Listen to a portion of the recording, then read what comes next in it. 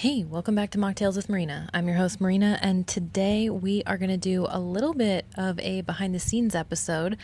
I'm going to give you a little blast from the past, tell you how I got here, what I learned, and specifically what this all has to do with burnout.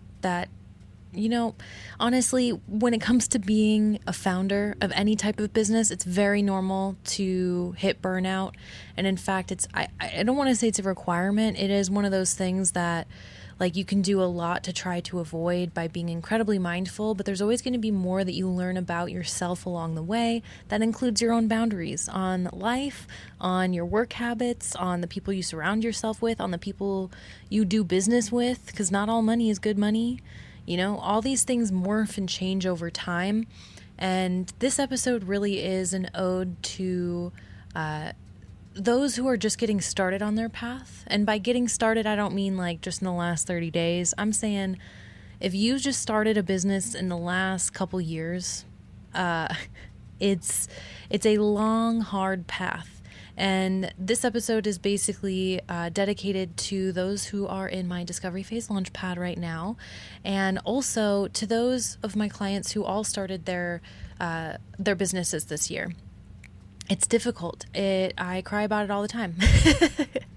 Tears of joy, tears of pain, worry, anxiety. There's a lot of things that happen. But it doesn't happen all the time. And the thing is, it's not always good or bad. There's the cool thing about being an entrepreneur is that you're constantly being tested, and there's all these different ways that you get feedback from the world around you. And I'm going to just start by telling my story to really get to the meat and potatoes of what I'm trying to say here. But at the end of the day, there's a lot of different ways you can build a business. And that's the whole general theme of today, because there's no right or wrong. There's no one pop quiz I can give you that tells you what the perfect business model is. There's no such thing as a one size fits all for anybody, because we all come from different backgrounds. We have different talents.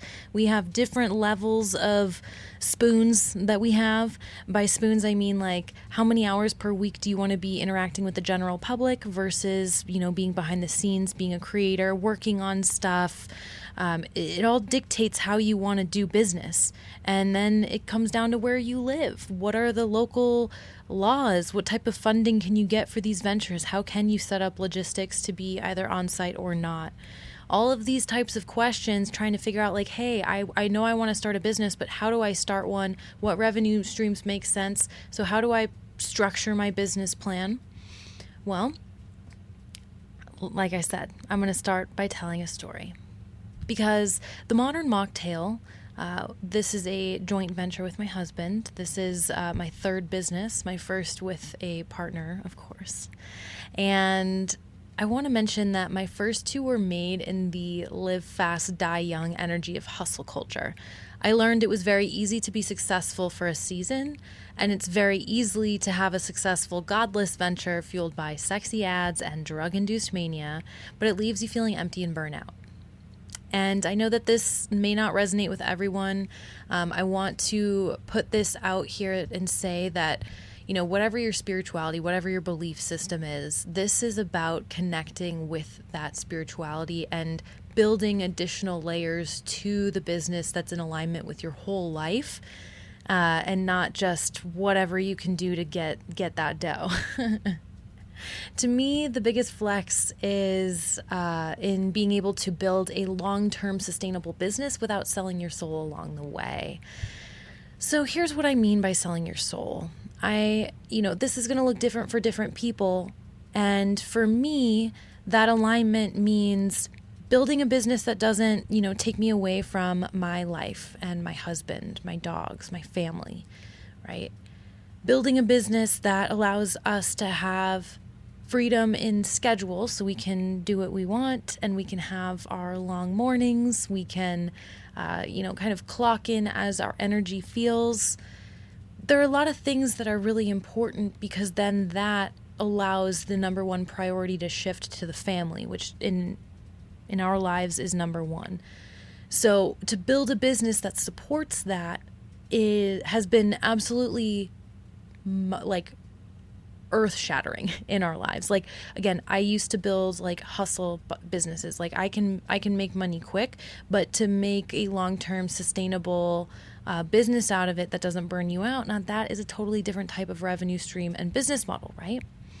So why am I saying all of this? Because in my 13 years in the hospitality industry, I have worked for many different types of people. And like I said, I've had multiple businesses myself. And what I've learned along the way is there is a better way. There is absolutely a way to, make the impact, make the profit that you want without sacrificing your life savings or your sanity.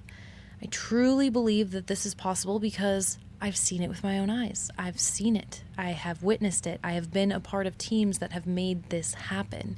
And it is literally what inspired my husband and I to move on to consulting to help as many other people as possible, because we realized the more business owners that we could help, the more people we could help who wanted to be in sober spaces, right?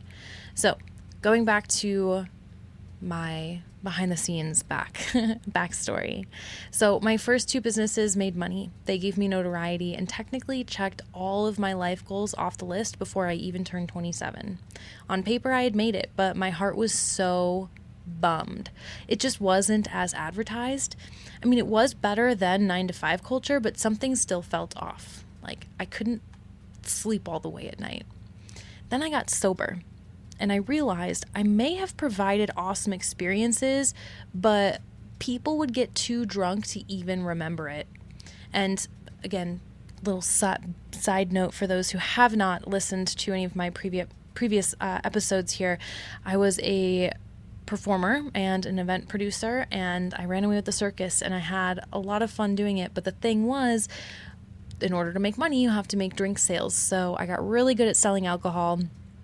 And on top of that, the performers, they'd leave their heart on the stage, and it was beautiful to witness, but then they'd be heartless everywhere else. And I'm not, here to call out people. I'm here to call out the industry, because the circus is actually quite a nightmare. Not all circuses, but a lot of the entertainment industry is a true nightmare. It's like walking through a field of rhinestone zombies in a lot of ways, unless you're around the very few people who truly are still intentional about their art.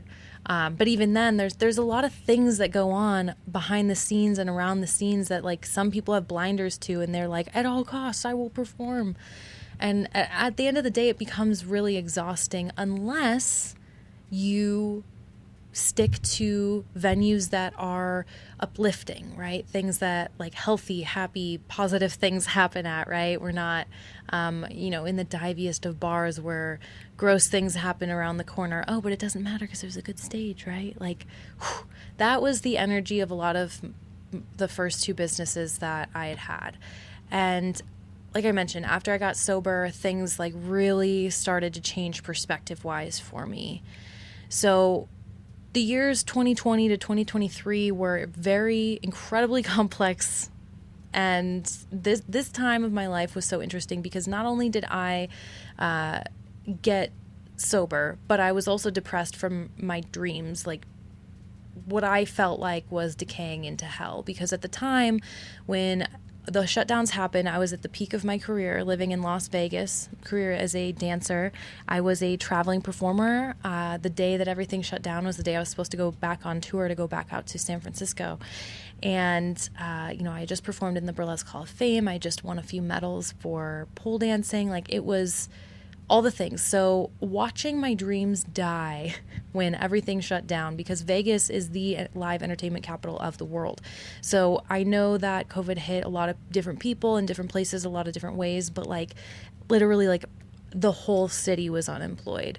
It got to the point where I was at a farmer's market that there were gunshots, and it was just like, it literally felt like one step before the apocalypse. Like, had things been shut down any longer, it would have gotten crazy. And it was already getting weird. Like, I had moved to Arizona. I was like, I got to get out of here, because Arizona had a very different vibe. So point of that story is, once I got there, that was when I was focused on not only self-healing from a lot of the crazy things that I had, numbed myself to, the reason I'd gotten sober.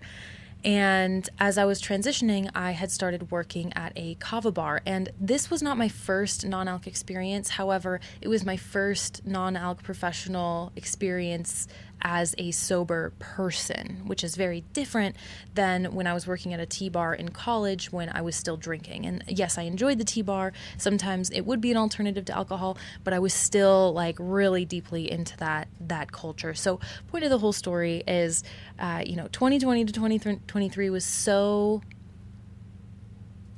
such an educational time for me, being very deeply rooted in the kava culture, puns totally intended. And this is where I met my husband, and we got to run the kava bar chain together. And, it was a beautiful time. And now we're in this new era where on the turn of the new year, we were like, let's do this. Let's just dive headfirst into this. We've done all we can for our last venture, so let's do this. We're ready. So now we are consultants and educators in the non-alc space, specifically helping business owners understand everything they need to know about running a successful brick and mortar business, as well as online, but we specialize in brick and mortar businesses that provide both non-alc beverages and non-alc experiences. So after doing so for the last 9.5 months as of this recording, I leave you with some lessons. Number one, drinks are served everywhere. So, and by the way, all of these lessons apply to everyone, whether it's brick and mortar or not. Drinks are served everywhere, online, in brick and mortars, different kinds, all the different availabilities. And honestly, I can literally make you a delicious drink from weeds that you can find in your backyard. So that's not why people come. People come to your business to experience either your atmosphere, your brand, your lifestyle, your culture, and they do so to gain knowledge and to find connection. So if you're not setting up your menus and events accordingly, you are leaving money on the table. So remember, knowledge and connection need to be everywhere throughout your branding and your atmosphere in order to find success. And this isn't something that happens over 90 days, right? So for example, I always mention that my Discovery Phase Launchpad program can help anyone get their a non-alc revenue stream up in 90 days. And when I say this, I don't mean that in 90 days you're going to be a successful entrepreneur. I'm saying you will get this revenue stream set up. And this is where, of course, things can take time to really develop and understand. I mean, we've set up revenue streams that have taken 6 months to mature into something that was actually profitable. We've had other revenue streams come up out of nowhere that we created in, honestly, 7 days, and then we got a return on, but they were short-term firecrackers, if anything, rather than kind of like a long and sustainable burn. So all of this being said, it's about gaining knowledge and finding connection. So if those are your two main goals, and then of course you find a way to monetize that, but that is not the first main point, because you will never be able to monetize if you are not providing knowledge and connection in the first place. So making that priority number one automatically allows the financial abundance to come in. Lesson number two, you have to find boundary and rules in all spaces, or else they will lead to chaos. The natural order of the universe is entropy. It's a normal thing that if you don't pay attention, it will make the choice for you, right? So for example, people will start doing drugs in your brick and mortar. They will inappropriately touch others, and they will say things that cause harm to the greater good if gone unchecked. It's one thing to be just a jerk or an asshole, but it's another thing to allow assholes to continue to be assholes and not stand up for those who are vulnerable or, in situations where they need help, especially if that situation is inside of your business. Again, if you're brick and mortar, if you're an online space, there's other ways that this obviously makes sense, right? Online chat rooms, for example, forums, they all need to be monitored, but also how your brand is being spoken about in the online space. Are you going out and doing and speaking for your brand, or are you letting other people just dictate how the story is unfolding, right? There's a lot of things to consider here. Don't let your business turn into a deranged orphanage. You have to take care of your staff and community like you would your brothers and sisters. I have literally seen incredible non-alc spaces turn into places where there are undercover cops that are like there every night because they know that the spot's hot, right? Like I've literally seen these places be run by felons before, and I'm telling you, like, there are certain decisions you have to make when you're in the non-alc space. Like, this is different than just a regular bar. This is different than just a coffee shop, because a lot of people in these spaces are sober for very vulnerable and specific reasons. And maybe this is their first time there, so they need help.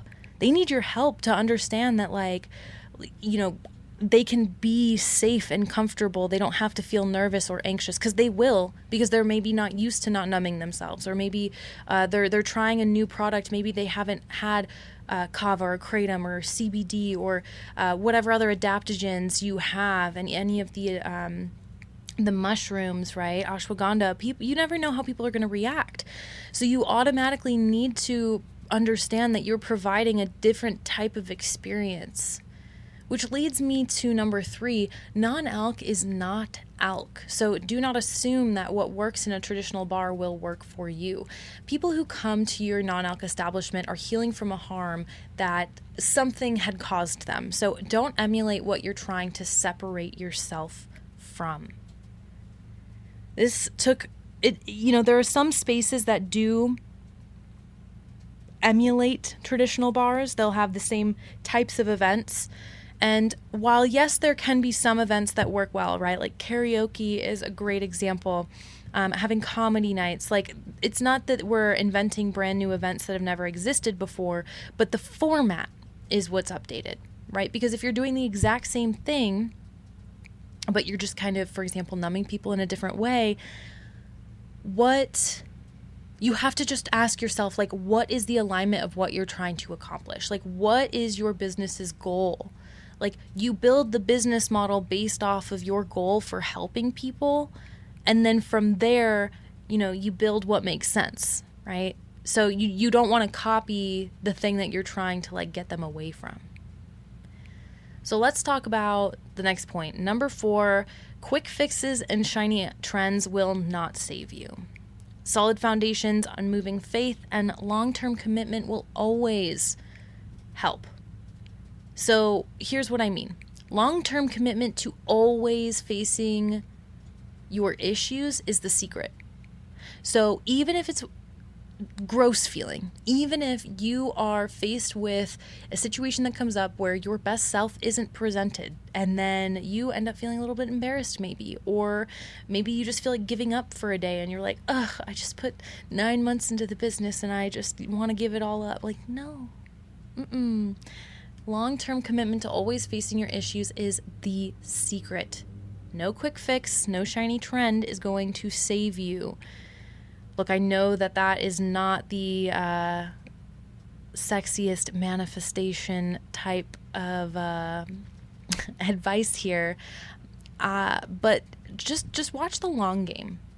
The long game is what is important here.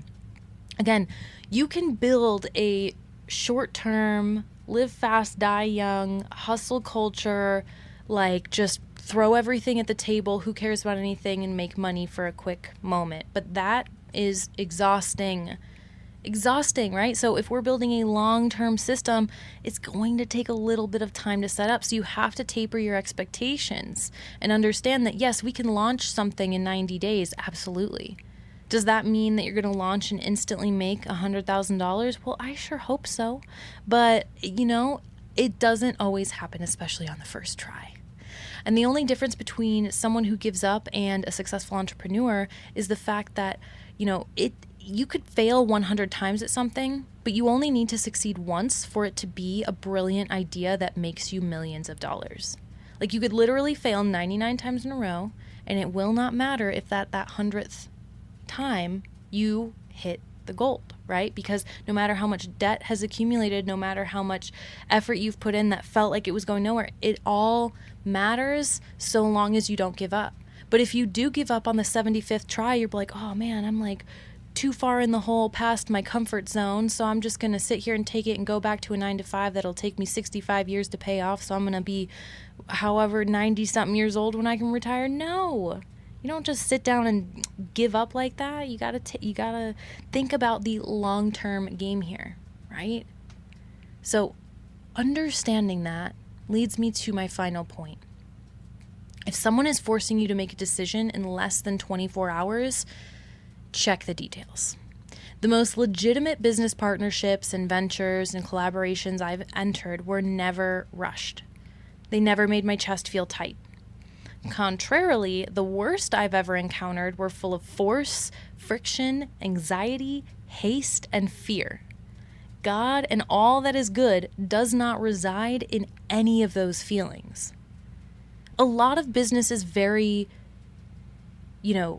factual, right? And you don't want to lead with feelings. I always say and remind my clients that data is so much more important than how we might feel about something in the moment, because oftentimes we feel one type of way, but the market hasn't seen any of that because it didn't create the product. It is simply interacting with the product, which is fundamentally incredibly different, right?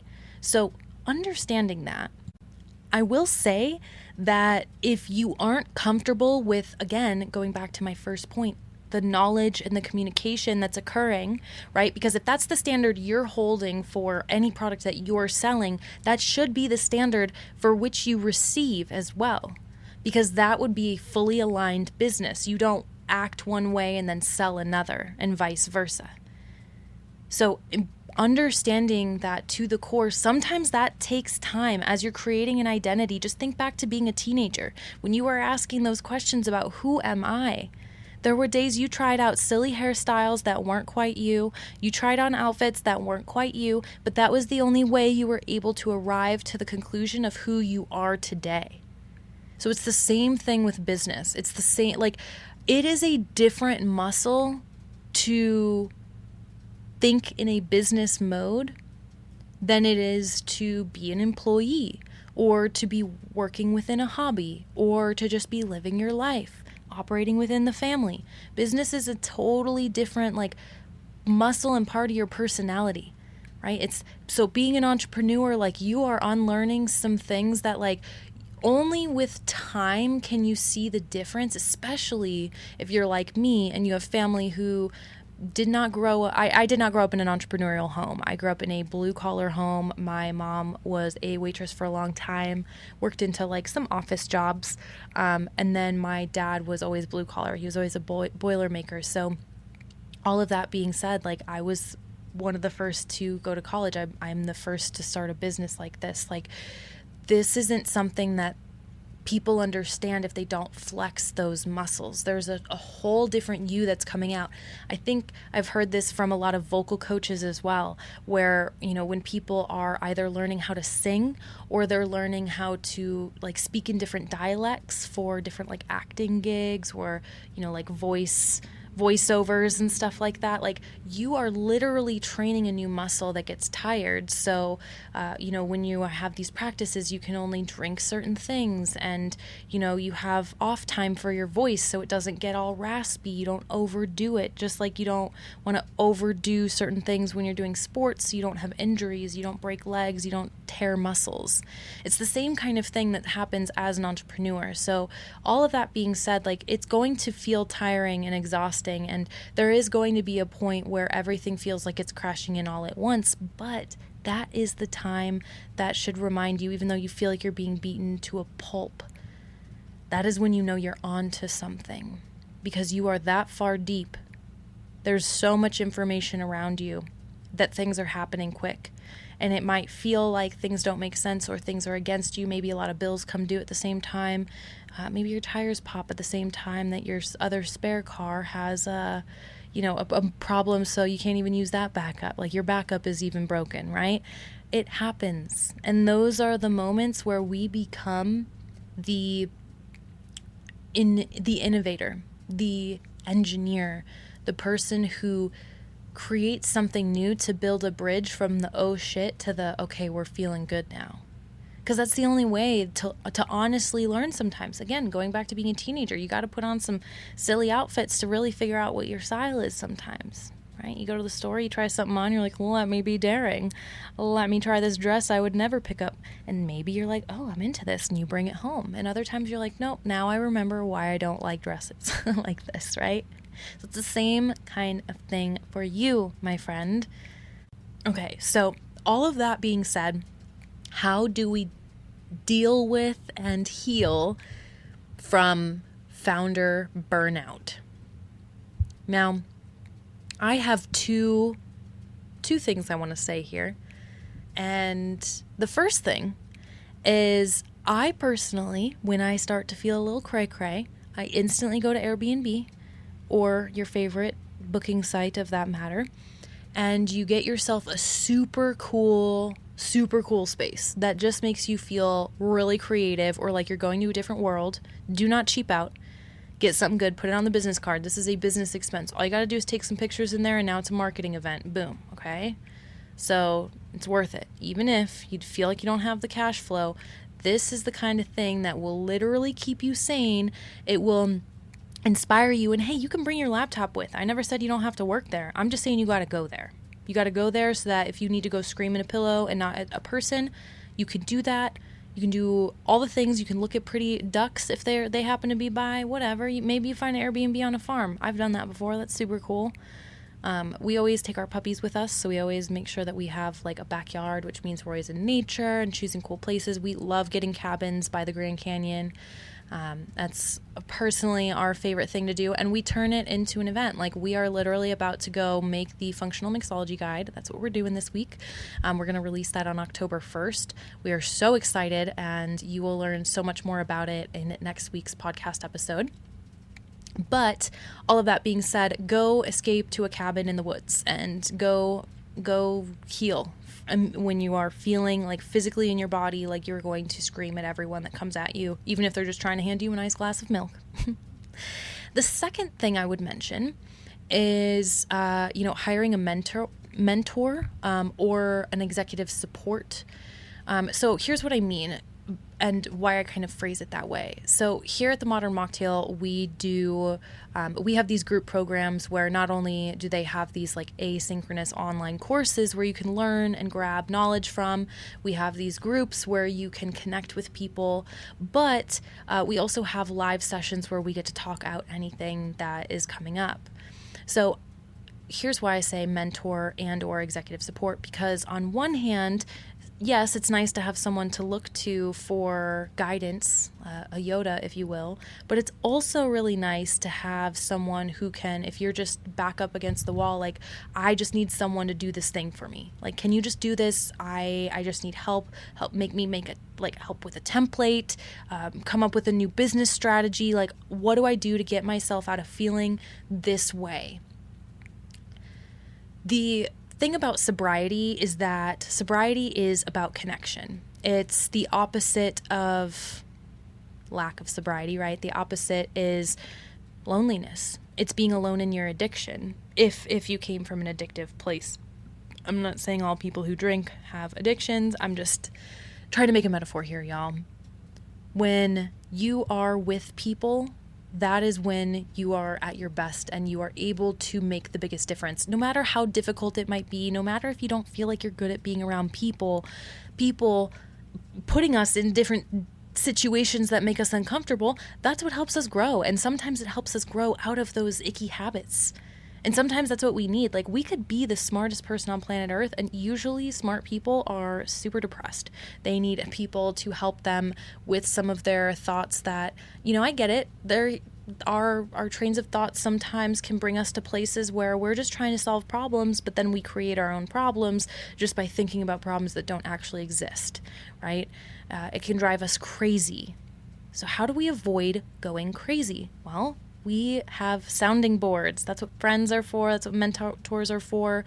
But I want to mention that our friends also may not always understand what it's like to be an entrepreneur. And When you're in the entrepreneur space, you got to watch out, because sometimes, if you have certain conversations about business with friends who are also entrepreneurs, you got to be respectful of their time, and you have to, be on your toes. What kind of questions are you asking? And what kind of relationship do you have with them? Is it okay that you're asking them business questions on the clock or off, right? These are considerations you have to keep in mind. That's very different from being an employee. And I don't view it as a bad thing. I think of it as something that allows us to understand that all of us, when we actually own our time, are worth something. And so we better watch out and watch what we ask of people and what we say to them. We should be a little bit more on our toes, right?